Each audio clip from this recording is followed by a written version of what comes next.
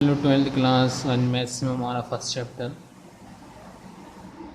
Relation and function में हमने जो क्वेश्चन करा दिए थे, आज हम उसके आगे सेकंड चैप्टर प्रतिलोम त्रिकोणमितीय फलन स्टार्ट करने जा रहे हैं। ठीक है, अध्याय 2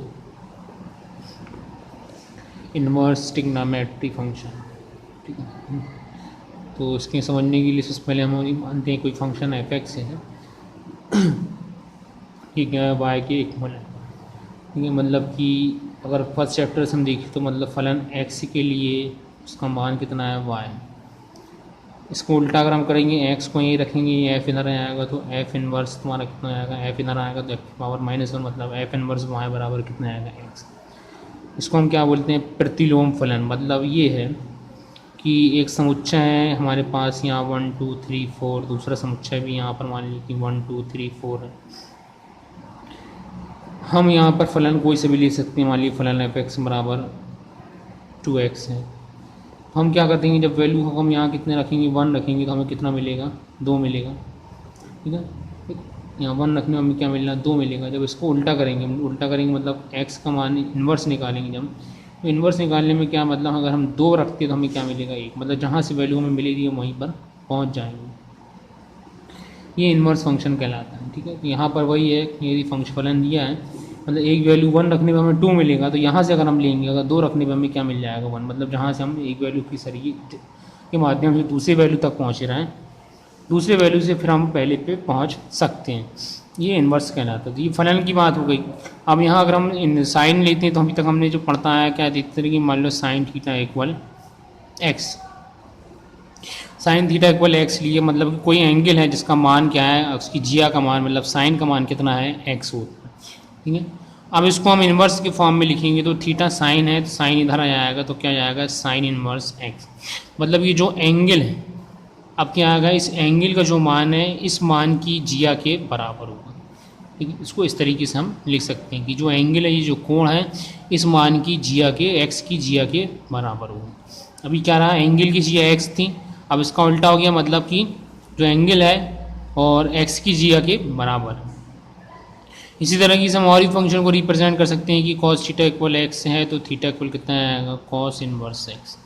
और भी जितने भी फलन हैं आपके, टेन इनवर्स एक्स हैं, टेन कॉट इनवर्स एक्स हो, जितने भी 6 फलन हैं सारे के मान इस तरीके से हम इसको लिख सकते हैं। तो इसमें इन्वर्स के लिए आपको ये लिखने का तरीका पता चल गया। अब हम बात करेंगे कुछ मुख्य मान और व्यापक मान के लिए। तो चूँकि हम पता है हमें, चूँकि साइन और कॉस कैसे फलन होते हैं, कंटिन्यूस फलन होते हैं, लगातार चलते हैं, मतलब इनका मान क्या है, लगातार क्या होंगे, रिपीट होगा और लगातार आगे की तरफ हमेशा के लिए चलता जाएगा। ठीक है, तो इनकी वैल्यू हमें कहाँ से कहाँ तक मिलती है और कहाँ से कहाँ तक नहीं मिलती, तो हम इसमें बुक से देख लेते हैं आपको। ये जो फलन हमें दिया होगा, फलन क्या दिया है, साइन इनवर्स साइन एक्स दिया है, तो इसकी प्रांत की बात करें, डोमेन की बात करते हैं, मतलब ये किन किन मानों के लिए फलन सत्य है, तो ये क्या है, आर। किसके लिए सत्य है, आर मतलब रियल नंबर के लिए सत्य है, जहाँ एक्स क्या है, एलिमेंट ऑफ रियल नंबर का क्या है, सदस्य है। तो इसमें साइन एक्स में कुछ भी वैल्यू रख दो, सारी वैल्यू को ये एक्सेप्ट कर लेगा, लेकिन हमें आंसर क्या मिलेगा, हमेशा आंसर -1 से और +1 के बीच में मिलेगा। या फिर इसको हम लिख सकते हैं, इसकी जो वैल्यू है -1 से बराबर और बड़ी है, और साइन की वैल्यू और 1 से छोटी और 1 बराबर। एक्सेप्ट तो सारी वैल्यू को कर लेगा, लेकिन वैल्यू हमें सिर्फ -1 से 1 के बीच में देगा। इसी तरह कॉस की बात करेंगे तो कॉस भी सारी नंबर को एक्सेप्ट करता है, लेकिन वैल्यू हमें कहाँ से मिलती है, इसकी वैल्यू सेम है, -1 से 1 के बीच में मिलती है। यहाँ टेन की बात करेंगे तो टेन भी क्या है, सारे नंबर को एक्सेप्ट करता है, किसको छोड़ के, 2n+1 इंटू π/2 को छोड़ के सारे नंबर को एक्सेप्ट करता है। क्यों एक्सेप्ट करेगा, यहाँ पर चूँकि 90 की अगर यहाँ n की वैल्यू 1 रखती है तो 1 रखते हैं तो कितना आएगा, 2 + 3 π/2,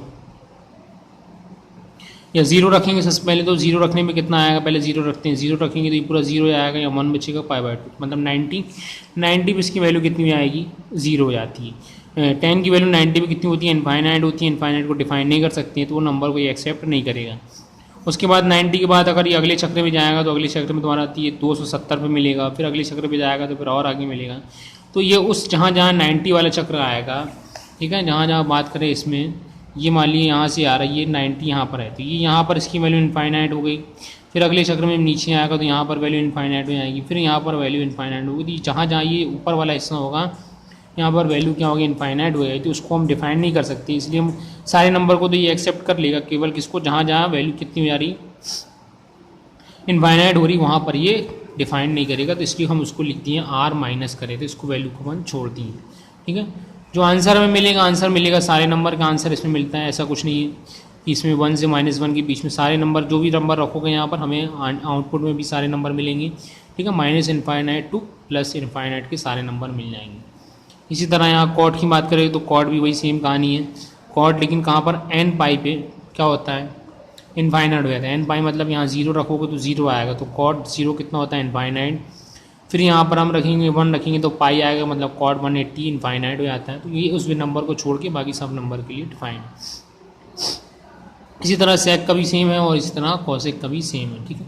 तो ये इनकी जो वैल्यू है दोनों की यहाँ सेम मिलती है। यहाँ पर लेकिन बात करेंगे हम सेक की, तो सेक की वैल्यू में कहा -1 से माइनस इनफाइनाइट को छोड़ के, मतलब माइनस इनफाइनाइट से लेकर -1 तक की वैल्यू तो मिलेगी, उसके बाद फिर 1 से इनफाइनाइट मिलेगी, मतलब बीच के यहाँ पर 0 इसमें नहीं मिलेगा, या 1 के -1 के बाद जो नंबर है वो छोड़ दिया जाएगा। इसी तरह इसमें भी, तो ये तो हमारे साइन नॉर्मल फलन थे, इनका मान और इनका डोमेन और रेंज निकाल लिए।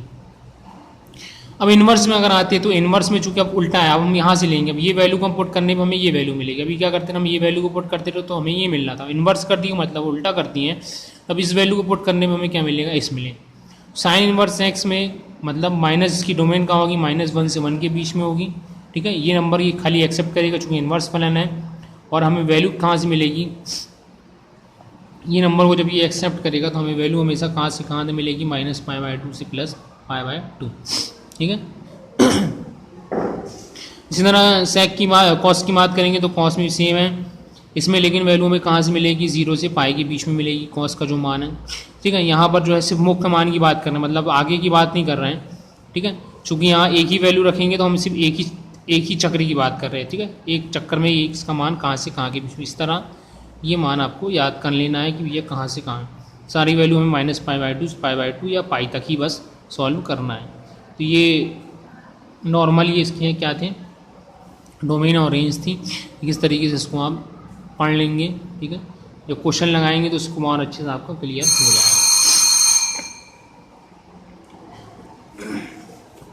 अब यहाँ फलन अगर थोड़ा सा देखना है तो आप यहाँ फलन देख सकते हैं, साइन का ग्राफ दिया हुआ है, ठीक है। साइन का ग्राफ यहाँ से अगर हम काउंट करते हैं 0 से ये वैल्यू 0 पर साइन की वैल्यू 0 होती है, फिर 30 पे आएंगे तो हाफ होती है, तो ये 1 तक ऊपर गया है, बीच में कहीं हाफ होगा तो ये हाफ आधी वैल्यू हुई। एंड आगे जाओगे तो थोड़ी सी मान और बढ़ेगा, लास्ट में यहाँ 90 तक पहुँचते हैं। यहाँ कितना, ये एक्स की वैल्यू कितनी है, π/2 है, 90 में इसका मान कितना होता है, 1 होता है, वाई का मान कितना होता है, 1, तो ये होगा। फिर 90 के बाद जाओगे तो फिर वैल्यू क्या होगी, कम होगी, पाई तक आते आते इसका मान फिर 0 हो जाएगा, फिर यहाँ से इसका मान बढ़ेगा, ठीक है। तो ये एक चक्कर हो गया, ये 0 से 90, फिर 90 से 180, यहाँ तक इसकी वैल्यू क्या होती है, धनात्मक होती है। फिर उसके बाद ऋणात्मक होगी तो ऋणात्मक नीचे की तरफ आएंगे, ऋणात्मक नीचे की तरफ आएंगे तो क्या होगा, यहाँ तक वैल्यू फिर 270 पे इसकी वैल्यू कितनी आएगी, 1 फिर होगी, एक बार काय होगी, -1 होगी नीचे, फिर कम होकर 2π भी फिर 0 आएगी। इसके पीछे अगर हम आएंगे तो उसके पीछे वही कहानी, 0 के पीछे आएंगे तो -π/2 पे इसकी वैल्यू कितनी आएगी, -1 होगी, फिर -π पे 0, फिर इसी तरीके से पीछे चलते आएंगे। तो ये ग्राफ है। इसी तरह और भी ग्राफ दिए हैं तो ग्राफ को पढ़ सकते हैं, ठीक है, तो वो नहीं है, अगर क्लियर है तो ठीक है, नहीं तो क्वेश्चनों पे हम आएंगे। इसके पहले और भी इसमें फार्मूले दिए हैं, फार्मूले आपको याद करना पड़ेगा।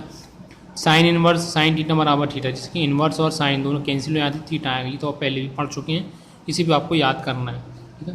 फिर उसके बाद इनवर्स में अगर हम देखेंगे तो अभी तक हम क्या देते रहे कि साइन एक्स बराबर क्या होता था, 1/cosec x होता था, लेकिन यहाँ पर इन्वर्स में आ गया है तो साइन इन्वर्स 1/x, अब एंगल में फ़र्क आएगा, 1/x बराबर क्या होगा, cos इन्वर्स x, या उसका उल्टा लेंगे, साइन इन्वर्स x बराबर cosec इन्वर्स 1/x, ठीक है।